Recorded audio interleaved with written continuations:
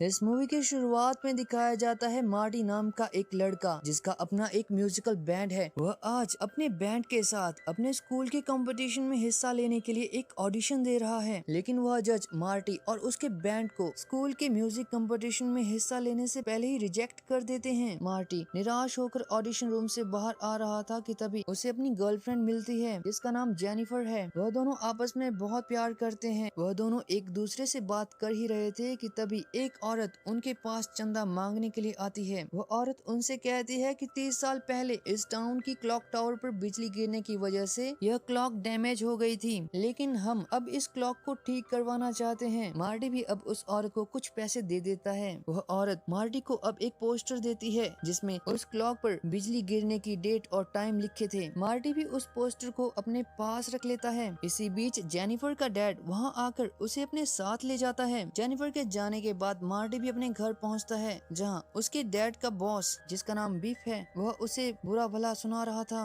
Marty के dad का नाम जॉर्ज है और जॉर्ज बीफ की बातों का बुरा नहीं मानता। बीफ के वहाँ से जाने के बाद मार्टी अपने डैड से कहता है कि आखिर कब तक इस आदमी की बातों को सहन करते रहेंगे। रात को मार्टी आराम से अपने बेड पर सोया था कि तभी उसे अपने दोस्त डॉक्टर ब्राउन की कॉल आती है जो कि एक साइंटिस्ट है। डॉक्टर ब्राउन मार्टी को उसके वीडियो कैमरा को साथ लेकर एक लोकेशन पर आने के लिए कहता है। मार्टी अपने दोस्त का कहना टाल नहीं सकता था, इसलिए वह आधी रात को जल्दी से अपने वीडियो रिकॉर्डर को साथ लेकर डॉक्टर ब्राउन की बताई हुई लोकेशन पर पहुंच जाता है, जहां डॉक्टर ब्राउन उसे खुद के बनाए हुए एक इन्वेंशन के बारे में बताता है। डॉक्टर ब्राउन से बताता है कि मैं पिछले कई सालों से एक प्रोजेक्ट पर काम कर रहा था जो कि आज पूरा हो चुका है। मैंने एक ऐसी मशीन तैयार की है जिससे हम फ्यूचर या फिर पास्ट में आ और जा सकते हैं। डॉक्टर ने इस मशीन को एक कार के अंदर लगाया है और यह कार न तो ऑयल से चलती है और न ही सीएनजी से। इसे चलाने के लिए प्लूटोनियम की जरूरत पड़ती है और डॉक्टर ब्राउन ने तो प्लूटोनियम का भी इंतजाम करके रखा है। ब्राउन मार्टी को बताता है कि मैंने एक टेररिस्ट से उसके लिए बॉम्ब बनाने के बदले उससे प्लूटोनियम ले लिया है। वैसे जो बॉम्ब मैंने उस टेररिस्ट को बना कर दिया है वह बिल्कुल बेकार है। कहीं ऐसा ना हो कि वह टेररिस्ट मुझे ढूंढता हुआ यहाँ तक आ जाए। इससे पहले तुम मेरे इस एक्सपेरिमेंट को अपने कैमरा में रिकॉर्ड कर लो। मार्टी के पल्ले अभी तक कुछ नहीं पड़ रहा था। डॉक्टर ब्राउन अपने इस एक्सपेरिमेंट को उसके सामने दिखाने के लिए सबसे पहले अपने पालतू कुत्ते को उस कार के अंदर बिठा देता है और खुद बाहर रहकर रिमोट से उस कार को ड्राइव करने लगता है। जैसे ही उस कार की रफ्तार 88 माइल्स पर आवर की स्पीड तक पहुंचती है वह कार गायब हो जाती है और कुछ ही पलों के बाद वह कार फिर से उनके सामने आ जाती है। और यह देखकर मार्टी को अब डॉक्टर ब्राउन के इस एक्सपेरिमेंट पर यकीन हो जाता है। ब्राउन से यह भी बताता है कि काफी सालों की मेहनत के बाद मैंने एक इलेक्ट्रोफ्लक्स कैपेसिटर बनाया है जिसमें मैं अब इस प्लूटोनियम को डालने वाला हूँ। प्लूटोनियम को गाड़ी के इलेक्ट्रोफ्लक्स कैपेसिटर के अंदर डालने से पहले वह मार्टी को एक साइंटिस्ट वाली ड्रेस पहनाता है। इसी बीच वह टेररिस्ट भी वहाँ पहुँच जाता है जिसने डॉक्टर ब्राउन को वह प्लूटोनियम एक बॉम्ब बनाने के बदले दिया था, लेकिन बॉम्ब की सच्चाई पता लगने के बाद वह टेररिस्ट डॉक्टर ब्राउन को ढूंढता हुआ उस तक पहुँच जाता है और डॉक्टर ब्राउन को अपने सामने देख उसे अपनी बंदूक से शूट कर देता है। वह टेररिस्ट अब मार्टी की तरफ आने लगता है, लेकिन उससे बचता हुआ मार्टी जल्दी से डॉक्टर ब्राउन की बनाई हुई फ्यूचर कार के अंदर बैठ जाता है और उसे स्टार्ट करके वहाँ से भागने लगता है। वह टेररिस्ट अभी भी मार्टी की तरफ गोलियां बरसा रहा था और जैसे उस टाइम ट्रेवल कार की रफ्तार 88 माइल्स पर आवर की स्पीड तक पहुँचती है वह कार 1985 से 1955 में पहुँच जाती है। लेकिन अभी तक मार्टी को इस बात का पता नहीं था कि वह पास्ट में पहुँच चुका है। बीच रास्ते में उसकी कार रुक जाती है। उसे पता था कि यह कार प्लूटोनियम से चलती है और यह प्लूटोनियम सिर्फ डॉक्टर ब्राउन के जरिए ही उसे मिल सकता है। मार्टी उस कार को अब एक जगह छुपा देता है और खुद पैदल सफर करते हुए एक टाउन में पहुंच जाता है जहां वह देखता है कि यहाँ के लोग तो पुराने फैशन में जी रहे हैं। वह सोच ही रहा था कि वह कहाँ आ गया है और अब उसकी नजर एक न्यूज़पेपर के ऊपर पड़ती है जिससे उसे पता चलता है कि वह 1955 में पहुंच चुका है। मार्टी अब अपने सामने एक टेलीफोन बूथ देखता है और उस टेलीफोन बूथ में जाकर उसे डॉक्टर ब्राउन का एड्रेस और फोन नंबर मिल जाता है, लेकिन फिलहाल डॉक्टर ब्राउन का फोन मिल नहीं रहा था। इसलिए मार्टी टेलीफोन डायरेक्टरी के उस पेज को ही अपने पास रख लेता है जिसमें ब्राउन का नंबर लिखा हुआ था। मार्टी अब एक रेस्टोरेंट में जाता है जहाँ पर वह अपने सामने अपने डैड जॉर्ज को देखता है। उसके डैड बिल्कुल यंग दिख रहे थे। मार्टी अपने डैड से बात करने ही वाला था कि तभी बिफ नाम का लड़का वहाँ पर पहुँच जाता है और उसके डैड को तंग करने लगता है। कुछ देर बाद बिफ और उसका डैड वहाँ से चले जाते हैं। मार्टी अपने डैड का पीछा करने लगता है। अपने डैड का पीछा करते हुए मार्टी देखता है कि उसका डैड एक पेड़ पर चढ़कर चुपके से किसी लड़की को देख रहा है और तभी उसका डैड पेड़ से नीचे रोड पर गिर जाता है। जॉर्ज अभी उठकर खड़ा ही हुआ था कि मार्टी देखता है कि उसके डैड की तरफ एक कार आ रही है। मार्टी अपने डैड को धक्का देकर उसकी जान तो बचा लेता है, लेकिन खुद उस गाड़ी के आगे आकर बेहोश हो जाता है। जिस कार के लगने से मार्टी बेहोश हुआ है वो उसी लड़की का बाप है जिसे जॉर्ज देख रहा था। अपनी आंखें खोलने के बाद मार्टी खुद को एक कमरे में पाता है जहाँ वह अपने सामने अपनी मॉम स्टेला को देखता है, जो कि दिखने में बिल्कुल यंग लग रही थी। स्टेला भी बड़ी रोमांटिक स्टाइल से मार्टी के साथ बात कर रही थी और मार्टी को अपनी मॉम स्टेला की इंटेंशन उसके लिए कुछ अच्छी नहीं लग रही थी। मार्टी जल्दी से जल्दी 1985 में वापस जाना चाहता था, इसलिए मार्टी उनके घर से निकलकर सीधा डॉक्टर ब्राउन के घर पहुंच जाता है। मार्टी डॉक्टर ब्राउन को बताता है कि मैं 1985 से एक फ्यूचर कार में यहाँ आया हूँ जिसे तुमने बनाया है और अब मैं यहाँ फंस चुका हूँ। सिर्फ तुम ही हो जो मुझे वापस 1985 में पहुँचा सकते हो। डॉक्टर ब्राउन को उसकी बातों पर यकीन नहीं हो रहा था, इसलिए मार्टी ब्राउन को उसके बारे में कुछ ऐसी बातें बताता है जिन्हें सिर्फ मिस्टर ब्राउन ही जानता था। मार्टी ब्राउन को अपने भाई के साथ खींची हुई एक तस्वीर भी दिखाता है। वह ब्राउन को अब उस लोकेशन पर ले जाता है जहाँ पर उसने उस फ्यूचर कार को छिपाया था। डॉक्टर ब्राउन अब उस कार को अपने घर ले आता है। इसी कार में वह वीडियो रिकॉर्डर भी था जिससे मार्टी ने डॉक्टर ब्राउन की वीडियो शूट की थी। मार्टी ब्राउन को बताता है कि इस कार में एक इलेक्ट्रोफ्लक्स कैपेसिटर लगा हुआ है जो कि प्लूटोनियम की एनर्जी से काम करता है और हाँ, अगर प्लूटोनियम नहीं हो तो इसे 1.21 गीगावाट इलेक्ट्रिसिटी से भी चला सकते हैं। डॉक्टर ब्राउन उसे बताता है कि इस जमाने में प्लूटोनियम मिलना इतना आसान नहीं है और रही बात बिजली की तो 1.21 गीगावाट की इलेक्ट्रिसिटी तो सिर्फ बिजली गिरने की वजह से ही पैदा की जा सकती है और यह हम नहीं जानते कि बिजली कब और कहां गिरने वाली है। बिजली गिरने की बात सुनते ही मार्टी को उस पोस्टर की याद आ जाती है जो मूवी की शुरुआत में चंदा मांगने वाली औरत ने उसे दिया था। मार्टी ब्राउन को बताता है कि इस पोस्टर पर वह डेट और टाइम लिखी है जिसमें इस टाउन के क्लॉक टावर पर 1985 से 30 साल पहले बिजली गिरी थी। डॉक्टर ब्राउन उस पोस्टर को देखकर समझ जाता है कि यह बिजली तो इसी हफ्ते के शनिवार को क्लॉक टावर पर गिरने वाली है। वह खुश हो जाता है और मार्टी से वादा करता है कि मैं इसी हफ्ते तुम्हें 1985 में भेज दूंगा, लेकिन इससे पहले तुम मुझे ये बताओ कि क्या तुम 1955 में मेरे अलावा किसी और से भी मिले हो क्या? मार्टी उसे बताता है कि मैं यहाँ आने से पहले अपने पेरेंट्स से मिल चुका हूँ जो कि अब तक कुंवारे हैं। डॉक्टर ब्राउन अब मार्टी के पास जो फोटो है उसे देखता है जिसमें उसके भाई का चेहरा गायब हो चुका है। मार्टी अब समझ जाता है कि उसी की वजह से उसके पेरेंट्स की पहली मुलाकात नहीं हुई और अगर उनकी मुलाकात ही नहीं होगी तो उनकी शादी कैसे होगी और इसका असर तो हमारे फ्यूचर पर पड़ेगा। इसलिए डॉक्टर ब्राउन अब मार्टी के पेरेंट्स को मिलाने के काम में लग जाता है। डॉक्टर ब्राउन उसे कॉलेज में ले जाता है जहाँ उसके पेरेंट्स पढ़ते हैं। मार्टी उस कॉलेज के अंदर पहुंचकर अपने डैड को ढूंढता है और उसकी मुलाकात अपनी मॉम यानी कि स्टेला से करवाता है, लेकिन स्टेला जॉर्ज को छोड़ मार्टी की तरफ ज्यादा अट्रैक्ट होने लगती है। थोड़ी देर के बाद मार्टी की नजर उस कॉलेज में होने वाले एक डांस इवेंट पर पड़ती है और मार्टी अपने पेरेंट्स को इस डांस इवेंट के जरिए मिलाने का प्लान बनाता है। मार्टी अब उस कॉलेज की कैंटीन में जाता है जहाँ पर उसके डैड और मॉम मौजूद थे। मार्टी अपने डैड जॉर्ज के पास आकर उससे कहता है कि सुबह जिस लड़की से मैंने तुम्हें मिलवाया था वह तुम्हारे साथ इस कॉलेज में होने वाले डांस इवेंट में जाना चाहती है। वह तो तुमसे प्यार भी करती है। स्टेला चाहती है कि तुम उसके पास आकर उसे डांस इवेंट में जाने के लिए पूछो। इससे पहले कि जॉर्ज कुछ कहता, बिफ अपने दोस्तों के साथ वहाँ आकर स्टेला को तंग करने लगता है और यह देखकर मार्टी बिफ की कॉलर पकड़ लेता है। दोनों आपस में लड़ते इससे पहले एक टीचर वहाँ आकर उनकी फाइट को रोक देता है। उन दोनों को एक दूसरे की कॉलर पकड़े देख जॉर्ज बहुत डर जाता है और भागकर अपने घर आ जाता है। मार्टी भी अपने डैड का पीछा करते हुए उसके घर पहुंच जाता है जहां जॉर्ज स्टेला के साथ डांस इवेंट में जाने से मना कर देता है। मार्टी अब अपनी जेब में रखी तस्वीर को देखता है जिसमें कि अब उसके भाई का आधा शरीर गायब हो चुका था। इधर जॉर्ज भी अब स्टेला से प्यार करने लग गया था, इसलिए अगले दिन वह मार्टी के पास जाता है और अब वह दोनों उस रेस्टोरेंट में पहुंच जाते हैं जहां पर स्टेला भी मौजूद थी।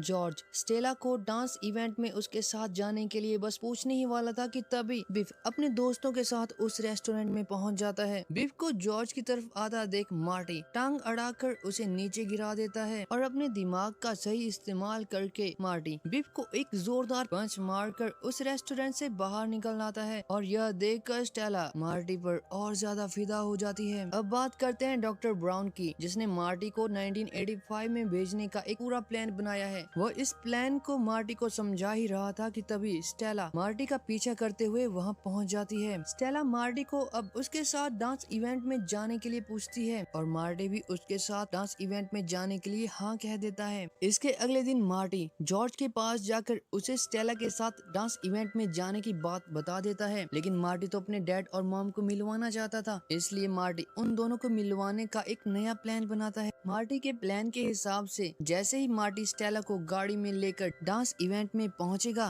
तब मार्टी स्टेला के साथ गलत हरकत करने की कोशिश करेगा और तभी जॉर्ज ठीक 8:55 पर वहां आकर स्टेला को मार्टी से बचाएगा। और अब वह रात आ जाती है जब क्लॉक टावर पर बिजली गिरने वाली थी। डॉक्टर ब्राउन जल्दी से उस क्लॉक टावर के पास जाकर बिजली की तारों को उसके प्लान के हिसाब से कनेक्ट कर देता है। मार्टी डॉक्टर ब्राउन के पास आकर उसे उसके फ्यूचर के बारे में कुछ बताना चाहता था कि एक टेररिस्ट 1985 में तुम्हें मार देगा, लेकिन डॉक्टर ब्राउन अपने फ्यूचर को नहीं जानना चाहता था, इसलिए मार्टी ने पहले ही डॉक्टर ब्राउन के लिए 1985 में उसके साथ क्या होना है यह सब एक खत में लिख दिया था। मार्टी उस खत को चुपके से डॉक्टर ब्राउन के कोट की जेब में रख देता है और अब मार्टी स्टेला को लेकर उस डांस इवेंट में पहुंच जाता है और ठीक 8:55 होने का इंतजार करने लगता है। इसी बीच स्टेला जो उसके बगल में ही बैठी थी वह उसे किस कर देती है, लेकिन मार्टी को किस करने के बाद उसे ऐसा लगता है कि वह अपने भाई को ही किस कर रही है। तभी बिफ अपने दोस्तों के साथ उनकी गाड़ी का दरवाजा खोलकर मार्टी को बाहर निकाल देता है और अपने दोस्तों को मार्टी को हैंडल करने के लिए कहता है। बिफ अब खुद उस गाड़ी में बैठकर स्टेला के साथ गलत हरकत करने की कोशिश करता है। इधर बिफ के दोस्त मार्टी को एक गाड़ी की डिक्की में डाल देते हैं और उस गाड़ी में बैठे लोग उन्हें ऐसा करते देख लेते हैं। इससे पहले कि बिफ के दोस्तों की पिटाई होती वह सभी वहां से भाग जाते हैं। यह कार उस डांस इवेंट में परफॉर्मेंस दे रहे म्यूजिक बैंड वालों की थी। वह सभी अब मार्टी को उस गाड़ी की डिक्की से बाहर निकालने की कोशिश करते हैं, लेकिन गाड़ी की चाबी तो डिक्की में ही थी। इसलिए म्यूजिक बैंड का एक आदमी जो कि गिटार प्ले करता था, स्क्रू ड्राइवर की मदद से उस डिक्की को खोलकर मार्टी को बाहर निकाल देता है, लेकिन डिक्की को खोलते टाइम उस आदमी के हाथ में चोट आ जाती है, यानी कि वह आदमी अब गिटार प्ले नहीं कर सकता था। मार्टी भी उस डिक्की से बाहर निकलने पर अपने पेरेंट्स की तरफ जाने लगता है। इधर ठीक 8:55 होते ही जॉर्ज उनकी गाड़ी का दरवाजा खोल देता है, लेकिन बिफ को उस गाड़ी में देखकर जॉर्ज डर जाता है। वह स्टेला से प्यार करता था, इसलिए जॉर्ज हिम्मत करके बिफ को एक जोरदार पंच मारकर नीचे जमीन पर गिरा देता है। जॉर्ज की इस बहादुरी को देखकर स्टेला जॉर्ज की आंखों में खो जाती है। मार्टी भी अब उन दोनों के पास पहुंच उन्हें साथ में देखकर बहुत खुश होता है। इसके बाद मार्टी जल्दी से भागकर म्यूजिक बैंड वालों के पास जाता है और उन्हें जल्दी से गाना बजाने के लिए कहता है। म्यूजिक बैंड वालों का एक आदमी जो गिटार प्ले कर रहा था उसकी अंगुलियों में चोट आ गई थी, इसलिए मार्टी उस आदमी की जगह खुद गिटार प्ले करता है। उस डांस इवेंट में बहुत सारे लोग डांस कर रहे थे। जॉर्ज और स्टेला दोनों साथ मिलकर उस डांस इवेंट में नाचने लगते हैं और इसी बीच वह दोनों एक दूसरे को किस भी कर लेते हैं। मार्टी के पास जो फोटो था उसमें वह देखता है कि उसका और उसके भाई का चेहरा जो गायब हुआ था वह फिर से उस फोटो में आ जाता है। इस डांस इवेंट के बाद मार्टी अपने पेरेंट्स को आखिरी अलविदा कहकर उनके टाउन के क्लॉक टावर के पास चला आता है, जहां डॉक्टर ब्राउन ने पहले से ही सारी तैयारी करके रखी थी। डॉक्टर ब्राउन ने क्लॉक टावर से आने वाली तार को 2 पोल से बांध दिया था।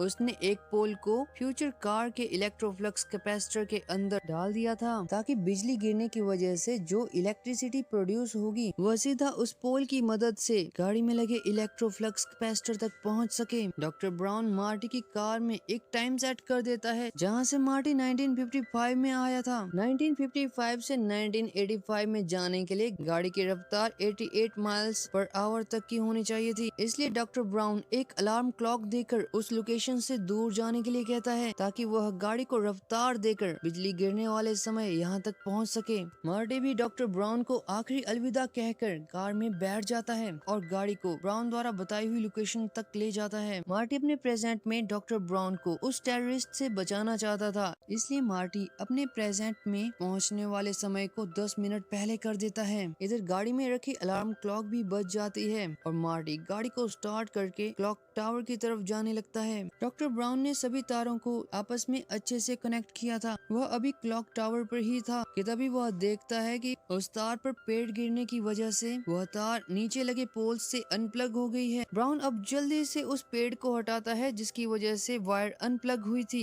वह जल्दी से उन वायर्स को कनेक्ट कर देता है और तभी मार्टी की future car 88 miles per hour की स्पीड तक पहुंचकर उन पोल्स के पास पहुंच जाती है। इसी बीच बिजली उस क्लॉक टावर पर गिर जाती है और जैसे ही वह बिजली मार्टी की कार में लगे इलेक्ट्रोफ्लक्स तक पहुंचती है, मार्टी अपनी गाड़ी के साथ वहां से गायब होकर 1985 में पहुंच जाता है। वहां पहुंचकर मार्टी देखता है कि जिस टेररिस्ट को डॉक्टर ब्राउन ने नकली बॉम्ब दिया था वह अपनी गाड़ी में बैठकर डॉक्टर ब्राउन के पास पहुंच चुका है। मार्टी डॉक्टर ब्राउन तक पहुंचता इससे पहले वह टेररिस्ट डॉक्टर ब्राउन को गोलियों से शूट कर देता है। मार्टी अपने सामने खुद को उस फ्यूचर कार में बैठता हुआ भी देखता है। मार्टी अब जल्दी से डॉक्टर ब्राउन के पास पहुंचता है, लेकिन वहां वह देखता है कि डॉक्टर ब्राउन तो जिंदा है। डॉक्टर ब्राउन ने एक बुलेट प्रूफ जैकेट पहनी थी। डॉक्टर ब्राउन को जिंदा देख मार्टी बहुत खुश होता है। इसके बाद डॉक्टर ब्राउन, जिसके पास एक और फ्यूचर कार है, वह मार्टी को उस कार में बिठाकर उसके घर पहुंचा देता है। लेकिन अब तक मार्टी का फ्यूचर पूरी तरह बदल चुका था। वह देखता है कि उसका डैड एक बॉस की तरह अपनी लाइफ जी रहा है और बिफ, जो उसके डैड को बहुत परेशान किया करता था, वो उसकी गाड़ी को साफ कर रहा है। इसके बाद मार्टी अपनी गर्लफ्रेंड जेनिफर से मिलता है। वह दोनों साथ में एक मूवी देखने के लिए जा रहे थे कि तभी डॉक्टर ब्राउन अपनी फ्यूचर कार को लेकर उन दोनों के पास आ जाता है। वह उन दोनों को अपने साथ फ्यूचर में जाने के लिए कहता है क्योंकि फ्यूचर में मार्टी और उसकी गर्लफ्रेंड जेनिफर के बच्चों ने आतंक मचा दिया है। इधर मार्टी की कार, जो कि पहले प्लूटोनियम से चलती थी, डॉक्टर ब्राउन ने उस कार को चलाने के लिए अब एक नया तरीका ढूंढ लिया है। उसकी कार अब खाने पीने के वेस्ट मटेरियल से भी चल पड़ती है। उन दोनों को कार में बिठाने के बाद डॉक्टर ब्राउन उन दोनों को फ्यूचर में ले जाता है और इसी के साथ इस मूवी का अंत हो जाता है। प्यारे दोस्तों, आपको हमारी मूवी कैसी लगी कमेंट करके जरूर बताएं और हाँ, वीडियो अगर पसंद आई हो तो वीडियो को लाइक और हमारे चैनल को जरूर सब्सक्राइब कीजिएगा।